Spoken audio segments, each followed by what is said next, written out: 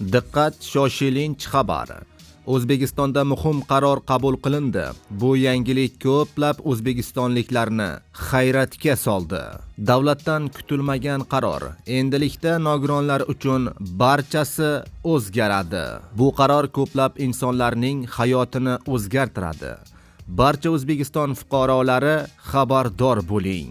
Assalomu alaykum, hurmatli tomoshabinlar. O'zbekistonda va jahonda sodir bo'layotgan eng so'nggi va dolzarb xabarlarni o'tkazib yubormaslik uchun hoziroq like tugmachasini bosib qo'yishni unutmang.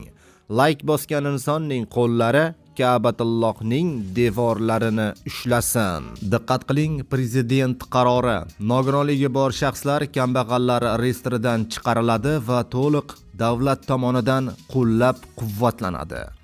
Prezident raisligida o'tilgan yig'ilishda qayd qilinishicha, 2026-yildan nogironlar uchun teng imkon inklyuziv bandlik loyihasi joriy etiladi. Bandlik jamg'armasidan ularga 30 million so'mgacha foizsiz ssudalar ajratilishi yo'lga qo'yiladi.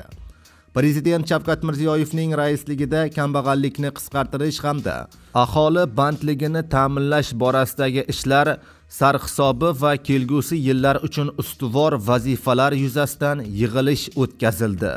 Unda ehtiyojmand oilalarning ijtimoiy himoyasini kuchaytirish zarurligi ta'kidlandi. Hamma eshitib olsin, bundan buyon daromad topish imkoniyati cheklangan va nogironligi bor shaxslar kambag'allar reyestrida bo'lmaydi. Ularni qo'llab-quvvatlashni davlat zimmasiga oladi, deb aytdi Prezident Shavkat Mirziyoyev.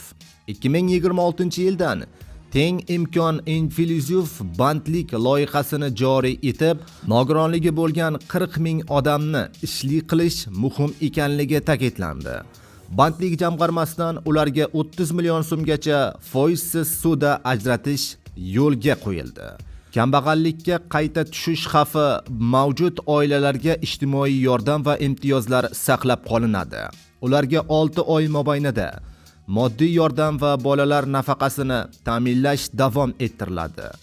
Bog'cha va to'garak xarajatlari qoplash, davolanish orderi kabi 110 ta ijtimoiy xizmat va yordamlardan 12 oy davomida qo'shimcha foydalanish imkoniyati beriladi. Bundan tashqari, og'ir hayotiy vaziyat sababli kambag'allikka tushib qolish xavfi yuqori bo'lgan oilalarni oldindan aniqlab, ularga manzilli yordam ko'rsatish yo'lga qo'yildi.